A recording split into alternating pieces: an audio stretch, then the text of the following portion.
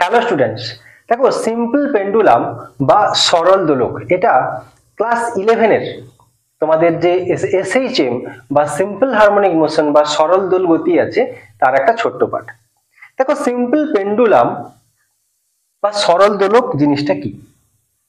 ধরো কোনো একটা এরকম জায়গা থেকে একটা দড়ির সাহায্যে যদি আমরা একটা এরকম বলকে ঝুলিয়ে দিই, একটা বস্তুকে ঝুলিয়ে দিই এবং একে দোলানো সম্ভব হয়, তাহলে কি হবে না এই সংস্থাটাকে আমরা কি বলবো না এটা একটা সরল দোলক। ওকে, তো হয় কি না একটা বস্তুকে আমরা ধরে নাও একটা দড়ির সাহায্যে ঝুলিয়ে দিয়েছি, তাহলে আমি একে ধাক্কা দিই বা টেনে ছেড়ে দিই, তাহলে সে এইভাবে হচ্ছে কি দুলতে থাকবে।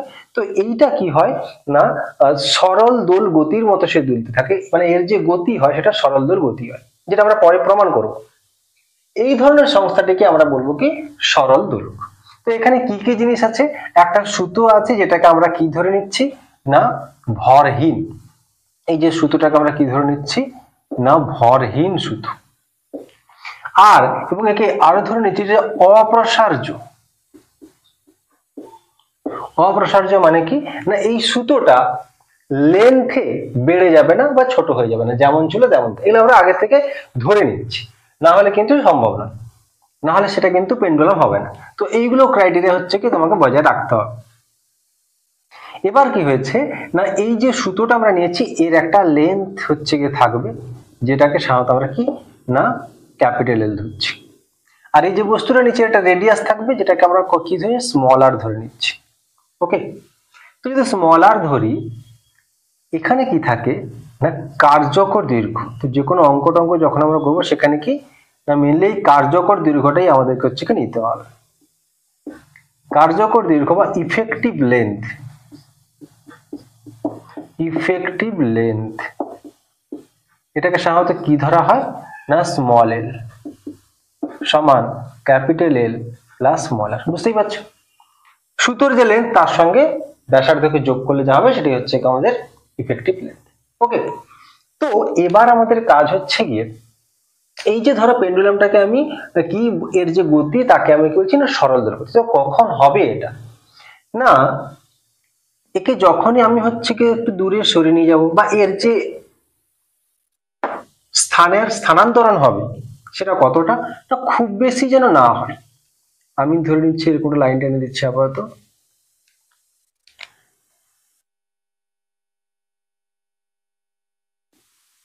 কারণ কি দেখো যদি বাস্তবভাবে দেখি আমরা, বাস্তবে কি হচ্ছে আমি একে টেনে ছেড়ে দিই বা যাই করি না কেন এই দুলতে দুলতে বায়ুর একটা বাধা বল পাবে, তো তার জন্য কি হবে ধীরে ধীরে সে এসে থেমে যাবে। কিন্তু আমরা চাইছি কি যাতে কন্টিনিউয়াসলি সে যাতে দুলতে পারে, তার জন্য আমাদের কি দরকার না একটা আদর্শ আদর্শ সরল দোলক, আদর্শ সরল দোলক। আর আদর্শ সরল দোলক তৈরি করতে হলে আমাদের কিছু ক্রাইটেরিয়া পালন করতে হবে, যেগুলো কি না একটা হচ্ছে কি ভরহীন সুতো যেমন বললাম, অপ্রসার্য সুতো বললাম, আর কি না এই যে তার যে বিক্ষেপটা হবে কত দূর পর্যন্ত হবে, এই বিক্ষেপটা যে হবে সেটা তার যে সর্বাধিক যে বিস্তার সাম্যাবস্থান থেকে সর্বাধিক যে দূরত্ব, এই যে থিটাটা হবে এই থিটা যেন সবসময় লেস দেন 4 ডিগ্রি হয়, তাহলেই এই যে দোলকটা সরল দোলকটা এটাকে আমরা আদর্শ সরল দোলক বলতে পারবো। তখনই সবকিছু ঠিকঠাক ভাবে আমরা ক্যালকুলেশন করতে পারবো। এবার কি এই যে সরল দোলকটা আমরা নিলাম, আমি কি বলছি না যদি একে দুলিয়ে দিই তাহলে কি হবে এর যে গতি সেটা কি হয় না সরল দোল গতি হয়। তো সেটা আগে আমাদেরকে প্রমাণ করতে হবে। সরল দোল গতি সম্পর্কে তোমরা মোটামুটি জানো, কি না আমি একটা ইকুয়েশনের সাহায্যে বলছি। যদি a ভ্যারেজাস মাইনাস এক্স এই ক্রাইটেরিয়াটা হচ্ছে কি পূরণ হয়, তাহলে যদি কোনো একটা গতির ক্ষেত্রে আমরা দেখতে পাই যে তার ত্বরণ এবং সরণ কি হচ্ছে না সমানুপাতিক, কিন্তু ত্বরণ যেদিকে কাজ করছে সরণ তার ঠিক উল্টো দিকে, এই দুটো ক্রাইটেরিয়া পূরণ হলে আমরা বলতে পারবো কি সেই গতিটা সরল দোল গতি। ঠিক আছে, তাহলে দেখি এখানে কি হচ্ছে। এখানে দেখো যদি আমরা আদর্শ সরল দোলক নেই তাহলে থিটাটা কি হবে না 4 ডিগ্রির কম, আর 4 ডিগ্রি যদি কম হয় এই যে দূরত্বটা এই দূরত্বটা এতটাই কম হবে যাকে আমরা এরকম বাঁকা না দেখে একদম সোজা স্ট্রেট লাইন হিসাবে আমরা ধরতে পারি। ওকে, তো আমি আপাতত হচ্ছে কি এখান থেকে একটা লাইন টেনে দিচ্ছি। আচ্ছা, ধরো এখানে ছিল এই বস্তুটা, এর একটা ভর আছে এম, তাহলে এই বরাবর এর একটা ওজন কাজ করবে এমজি, ভূপৃষ্ঠের দিকে ওজন কাজ করবে। এই এমজি কে আমরা দুটো লম্ব বাংশে ভাঙছি। একটা হচ্ছে গিয়ে কি না এই দিক বরাবর, এটা যদি থিটা হয় তাহলে এটাও থিটা হবে, তাহলে এটা হয়ে যাবে এমজি কস থিটা। আর এই স্পর্শক বরাবর আমরা একটা টানছি, সেইটা হয়ে যাবে কি না এমজি সাইন থিটা। এবার দেখো আমি স্পর্শক হয়তো বলছি, কিন্তু যখন এটা আদর্শ দোলক নেব তখন কি হবে, এই যে যতটা হচ্ছে বেঁকে গেছে এটা না বেঁকে কি হবে স্ট্রেট লাইন হয়ে যাবে, তখন ব্যাপারটা হচ্ছে কি এরকমই হয়ে যাবে। তো আমি বলছি কি না আরটাকে এখানে মুছে দিচ্ছি, এখানে আর লিখছি, আর এইখান থেকে একটা লাইন টেনে দিচ্ছি, এই পয়েন্ট থেকে এখানে একটা লম্ব টেনে দিচ্ছি। তো যখনই আমরা সরল দোলক নেব তখনই এই লাইন আর এই যে ডট ডট বলা লাইনটা বলতে গেলে একই হয়ে যাবে। ওকে, আর আমরা এইটাকে ধরে নিচ্ছি সাম্যাবস্থান থেকে এই দিকে যে সরেছে এটাকে আমরা সেই সরণ এক্স ধরে নিচ্ছি, যে এখানে আমরা ইকুয়েশন এখানে এক্স লিখেছি। ওকে, তাহলে দেখো যখনই সে এইরকম জায়গাটায় আছে তার টেন্ডেন্সি কি হবে, সরল দোল গতির নিয়ম অনুযায়ী তার টেন্ডেন্সি হবে সে সবসময় সাম্যাবস্থানে ফিরে আসবে। আর এই সাম্যাবস্থানে ফিরে আসার জন্য তাকে যে বলটা কাজ করছে সেটা কোনটা না এমজি সাইন থিটা। তাহলে আমি এখান থেকে লিখতে পারি যে F equals to MG sign theta. এবার সামনে একটা মাইনাস দিতে হবে, তার কারণ কি না এক্স যেদিকে সরছে, বা আমি এও বলতে থিটা যেদিকে সরছে তার ঠিক উল্টো দিকেই হচ্ছে কি আমাদের বল কাজ করছে, তাই আমরা এখানে একটা হচ্ছে গিয়ে মাইনাস দেব। এবারে যে কোনো এফ মানেই হচ্ছে গিয়ে আমরা বলতে পারি এম এ ইকুয়ালস টু হচ্ছে গিয়ে minus M G sine theta. এবার থিটা তো আমরা অলরেডি 4 ডিগ্রির কম দেখতে পাচ্ছি, তো থিটা 4 ডিগ্রির কম মানে থিটা খুবই ক্ষুদ্র, আর থিটা ক্ষুদ্র হলে আমরা জানি থিটা সমানই হচ্ছে গিয়ে সাইন থিটা হয়, সমানই আমরা এক্ষেত্রে কি লিখতে পারি লম্ব বাই অতিভুজ। তাহলে লম্ব বলতে হচ্ছে কি এটা থিটা হলে লম্ব তাহলে এক্স বাই অতিভুজ বলতে এই যে দূরত্বটা এটা হচ্ছে কি আমাদের কি এটাকে আমরা কার্যকর দূরত্ব ধরছি, তাহলে স্মল এল। তাহলে এখানে এম আর এম কেটে গেলে a equals to minus g into x by small l, বা এখান থেকে এ সমান minus g by l into x. এবার দেখো এই যে জি আর এল এই দুটোই হচ্ছে কি কনস্ট্যান্ট ভ্যালু, তাহলে আমরা এ ইকুয়ালস টু লিখতে পারি মাইনাস ওমেগা স্কয়ার এক্স, বা এটাকে আমরা এরকম বলে দিতে পারি, এখান থেকেই বলে দিতে পারি যে এ ভ্যারেজাস মাইনাস এক্স। তাহলে দেখতে পাচ্ছি এই যে সরল দোলকটা আছে এর যে গতি কি হচ্ছে না এ ভ্যারেজাস মাইনাস এক্স, তার মানে এর গতিও হচ্ছে গিয়ে সরল দোল গতি। ওকে, এবার এইখান থেকে আমরা দেখতে পাচ্ছি কয়েকটা ক্যালকুলেশন আমরা ভ্যালু বার করে নেব। দেখতে পাচ্ছি omega equals to omega square equals to G by এল, তাহলে এখান থেকে ওমেগা সমান রুট জি বাই হচ্ছে কি এল।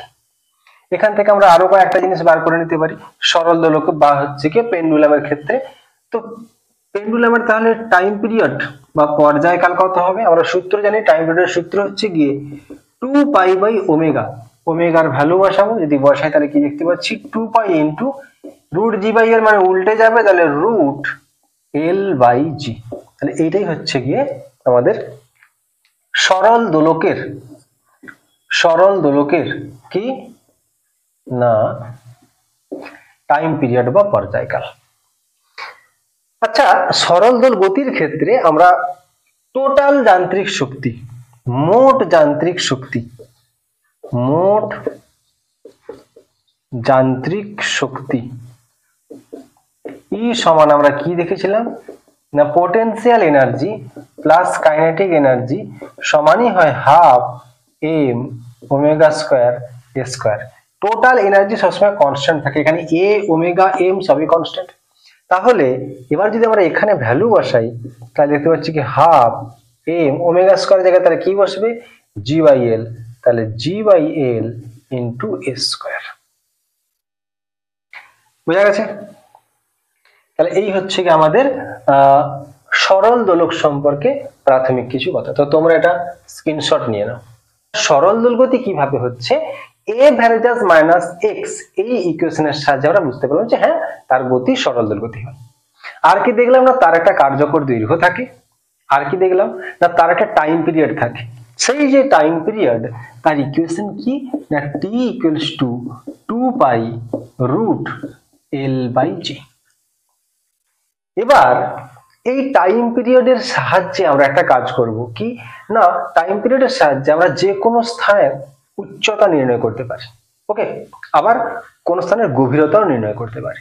তো আমরা দেখবো কিভাবে টাইম পিরিয়ডের সাহায্যে একটা সরল দোলকের বা সিম্পল পেন্ডুলামের টাইম পিরিয়ডের সাহায্যে বা পর্যায়কালের সাহায্যে কিভাবে কোন স্থানের উচ্চতাকে নির্ণয় করা যায়। তো এটা জানতে হলে আগে তোমাদের একটু মনে করতে হবে গ্র্যাভিটেশনের ব্যাপার। গ্র্যাভিটেশনে আমরা দেখেছি যে অ্যাকচুয়ালি আমাদের যে অভিকর্ষ যে ত্বরণ হয় তার ভ্যালুও কিন্তু উচ্চতা ভেদে ডিফারেন্ট হয়। সেই ইকুয়েশনটা আমাদের একটু মনে করতে হবে। তো আমি একটু মনে করে দিচ্ছি, দেখো সেখানে ছিল আমাদের, আচ্ছা আমরা ছবি এঁকে দেখাই। এই ধরে নাও হচ্ছে কি আমাদের পৃথিবী, তো এইটা হচ্ছে কি ভূপৃষ্ঠ, এইখানে ভূপৃষ্ঠ। তো এখানে ভূপৃষ্ঠে আমাদের কি হয় না আমাদের যে অভিকর্ষ যে ত্বরণ সেটা জি থাকে। তাহলে এখানে টাইম পিরিয়ড টি সমান কত হবে না 2 পাই রুট এল বাই জি। দেখা যাচ্ছে তো? ঠিক আছে, 2 পাই রুট এল বাই জি। তো আমি এবার ধরে নিচ্ছি কোন একটা স্থানের উচ্চতা, আমি এরকম একটা পয়েন্ট ধরে নিচ্ছি, উচ্চতাটা কত না এইচ। তাহলে এই স্থানে আমরা জানি যে জি কি হয়ে যায় একটা চেঞ্জ হয়ে যায়, তাকে আমরা জি ডট ধরে নিচ্ছি। তাহলে এখানে যে টাইম পিরিয়ড হবে তাকেও আমরা টি ডট ধরছি, কারণ জি চেঞ্জ হলে টিও চেঞ্জ হয়ে যায়। তাহলে সূত্রে কি হবে না 2 pi root l by g dot. এবার আমাকে এই উচ্চতার ভ্যালু বার করতে হবে টাইম পিরিয়ডের ভ্যালুর সাহায্যে। তো কি করব, দেখো এখানে আমরা জানতাম যে জি সমান কি হয়, আমরা এও জানি যে জি সমান জিএম বাই আর স্কয়ার হয়। ওকে, তাহলে আমার প্রথম যে জি আছে এই জি সমান হয়ে যাবে GM by capital R square. তার কারণ কি আমি সবসময় সেন্টার থেকে মাপবো, সেন্টার থেকে এই যে দূরত্বটা কত অনলি পৃথিবীর যে ব্যাসার্ধ যেটাকে আমরা ক্যাপিটাল আর ধরছি। আবার জি ডট যেটা আছে সেটা কি হয়ে যাবে না GM by R plus H এর হোল স্কয়ার। কারণ এখন আর বলতে কি সেন্টার থেকে এতটা আর আবার আর দূর এইচ আছে, তার টোটাল যে স্মল আর হবে সেটা কি না ক্যাপিটাল আর প্লাস এইচ। এবার এইখান থেকে আমরা দেখতে পাচ্ছি যে জি ডট বাই জি সমান কি হচ্ছে r by R plus h, বা এখান থেকে g by g dot equals to হচ্ছে কি r plus h by r, মানে 1 plus h by r. Sorry এগুলো সব স্কয়ার ছিল, স্কয়ার স্কয়ার স্কয়ার। বা এখান থেকে আমি রুট করে দিতে পারি, এখানে রুট করলে এই স্কয়ারটা হচ্ছে কি আমাদের অ্যাকচুয়ালি উড়ে যাবে। তো আলটিমেটলি এইটা ইকুয়ালস টু এইটা হয়ে গেল। এবার দেখো টি এর ক্যালকুলেশন, আমরা এখান থেকে বলতে পারি যে টি ডট বাই টি সমান কত হবে। দেখো 2 পাই কেটে যাবে, এল আর এল কেটে যাবে, তাহলে জিটা উপরে চলে যাবে, তার মানে root G by g dot. আর এর ভ্যালু আমরা একটু আগে বার করেছি 1 প্লাস এইচ বাই আর। আমাকে এইচ বার করতে হবে, তার মানে h by r equals to হচ্ছে গিয়ে t dot by t minus 1, বা এইচ সমান r into t dot by t minus 1। তাহলে টাইম পিরিয়ড বা সিম্পল পেন্ডুলাম বা সরল দোলকের যে টাইম পিরিয়ড তার সাহায্যে আমরা কোনো একটা বস্তুর কোনো একটা স্থানের উচ্চতাকে নির্ণয় করতে পারি। তো আশা করি বুঝতে পেরেছো, এটার একটা স্ক্রিনশট তোমরা নিয়ে নাও। দেখো যেমন ভাবে আমরা কোনো একটা স্থানের উচ্চতা নির্ণয় করলাম, ঠিক তেমনি পৃথিবীর অভ্যন্তরে যদি আমাদেরকে কোনো গভীরতা নির্ণয় করতে হয় তাহলে তারও আমরা কি করতে পারি, এই যে টাইম পিরিয়ড সিম্পল পেন্ডুলামের যে টাইম পিরিয়ড বা পর্যায়কাল তার সাহায্যে নির্ণয় করতে পারি। ধরুন সে একই রকম ভূপৃষ্ঠ হচ্ছে কি আমাদের জি ছিল, আর কোন একটা স্থানে গভীরতা হলে আমি এটাকে হচ্ছে কি এইচ গভীরতা ধরে নিচ্ছি, তাহলে এই পয়েন্টে জি হয়ে যাবে জি ডট। আমি আর এক্ষেত্রে আমাদের যে মহাকর্ষের যে ক্যালকুলেশন আছে সেটা আর দেখাচ্ছি না, আমি ডিরেক্ট লিখছি, তোমরা মহাকর্ষ একটু দেখে নিও যে কি হয় এখানে না, g dot by g equals to 1 minus h by r হয়। ওকে, এবার বাকি ক্যালকুলেশন আমরা করব। একটা তো অবশ্যই এইখানে হয়ে যাবে কি আমাদের ভূপৃষ্ঠে হয়ে যাবে টি সমান 2 pi into root l by g, আর এই গভীরতায় হয়ে যাবে টি সমান 2 pi into root l by g dot, এটা টি ডট।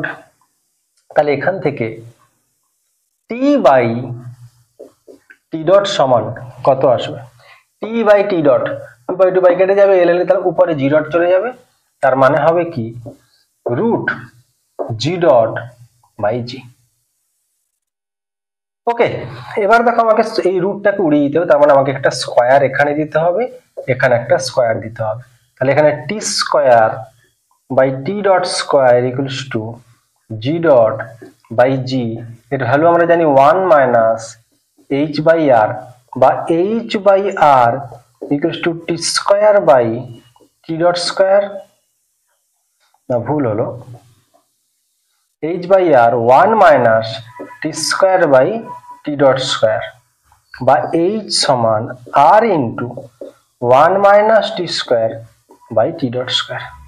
তো এইটা হলো হচ্ছে গিয়ে গভীরতার ইকুয়েশন, যে টাইম পিরিয়ড বা পর্যায়কাল কোন একটা সরল দোলকের পর্যায়কালের সাহায্যে আমরা কোন একটা স্থানের গভীরতাও নির্ণয় করতে পারি।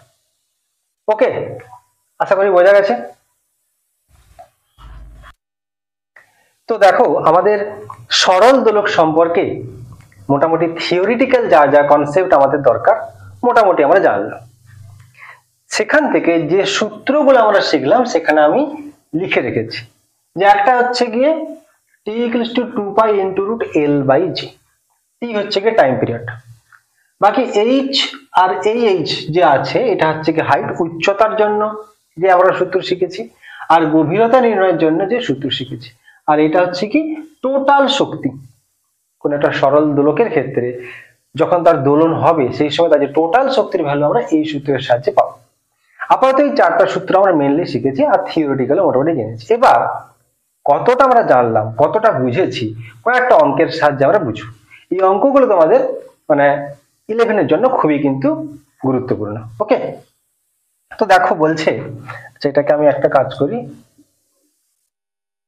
আচ্ছা বলছে 0.8 সেকেন্ড এবং 2 সেকেন্ড পর্যায়কাল বিশিষ্ট দুটি দোলককে একসঙ্গে দোলানো হলো, কত সেকেন্ড পরে দ্রুততর দোলক, আচ্ছা সবার আগে এখানে দেখি, বলছে কত সেকেন্ড পরে দ্রুততর দোলক। তো সবার আগে তোমাকে এটা দেখতে হবে, বুঝতে হবে যে কোনটা দ্রুততর দোলক আর কোনটা তার থেকে স্লো।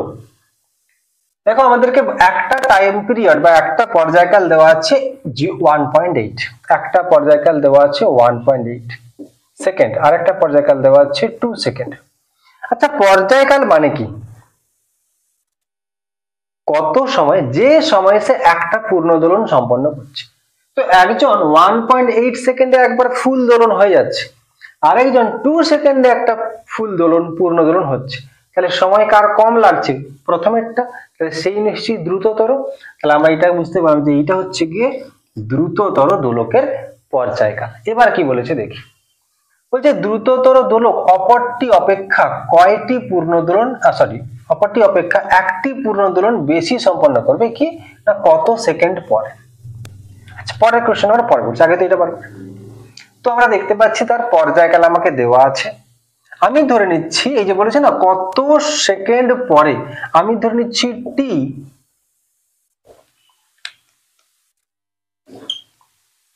কি ধরে নিচ্ছি না ধরি টি সেকেন্ড পরে, আর ডট ডট লিখছি না, টি সেকেন্ড পরে, তাহলে কি না টি সেকেন্ড পরে দ্রুততর দোলক অপরটি অপেক্ষা একটি পূর্ণ দোলন বেশি সম্পন্ন করে। তাহলে আমাদেরকে দেখতে হবে কটা করে দোলন সম্পন্ন হচ্ছে। না, আমরা জানি 1.8 সেকেন্ডে একটা, তাহলে 1 সেকেন্ডে কটা? 1/1.8। তাহলে 1.8 সেকেন্ডে একটি দোলন সম্পন্ন হয়। এটা দ্রুততর ক্ষেত্রে বলছি। তাহলে 1 সেকেন্ডে কটি হবে? না 1/1.8। তাহলে টি সেকেন্ডে কটি হবে? না 1/1.8 ইন্টু টি, মানে এখানে টি। আবার যদি অপরটার ক্ষেত্রে বলি তাহলে কি হবে? একই রকম ভাবে টি সেকেন্ডে হবে t/2t দোলন, আর এখানে t/1.8t দোলন।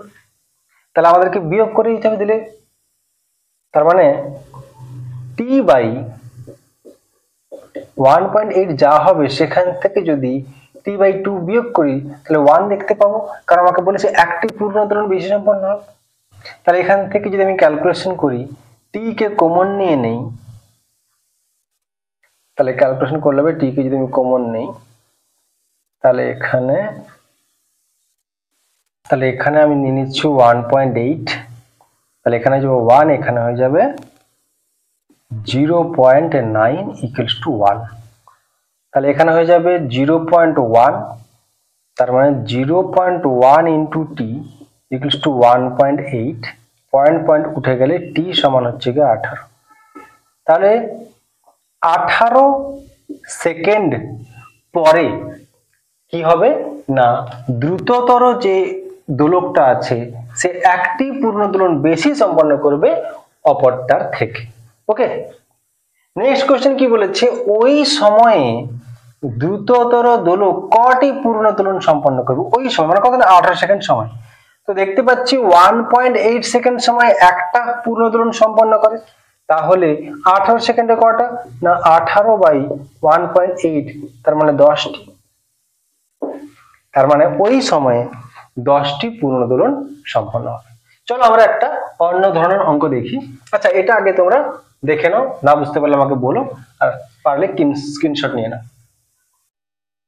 দেখো এই যে কোশ্চেনটা, এই নিউমেরিক্যাল কোশ্চেনটা কিন্তু খুবই ইম্পর্টেন্ট, বিশেষ করে তোমাদের 11-এ এইরকম টাইপের কোশ্চেন কিন্তু প্রচুর পড়ে। তো দেখো এখানে বলছে যে একটি সরল দোলকের দৈর্ঘ্য 21% বৃদ্ধি পেলে তার পর্যায়কাল কত শতাংশ বৃদ্ধি পাবে? আগে তো একবার দেখে নি যে দৈর্ঘ্য যদি বৃদ্ধি পায় তাহলে পর্যায়কাল বৃদ্ধি পাবে কি পাবে না।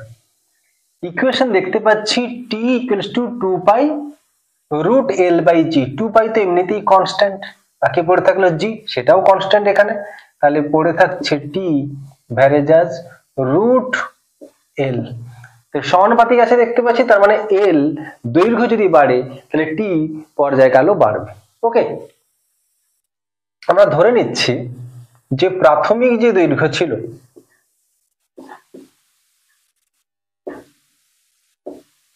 সেটাকে ধরে নিচ্ছি স্মল l, তাহলে অন্তিম দৈর্ঘ্য কত হবে?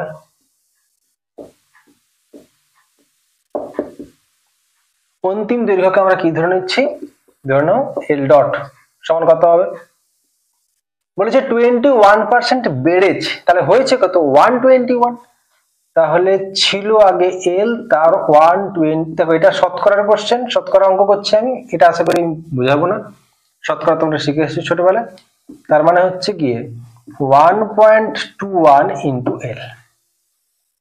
এবার এই সূত্রে বসাবো t/t dot root l/l dot, আমাকে বের করতে হবে কি t ডট, তাহলে t dot equals to t into root l dot by l, তাহলে t ইন্টু l ডট হলো আমরা জানি 1.21 l বাই l, তাহলে l কেটে গেলে পড়ে থাকছে হ্যাঁ রুট 1.21, তার মানে 1.1 ইন্টু টি।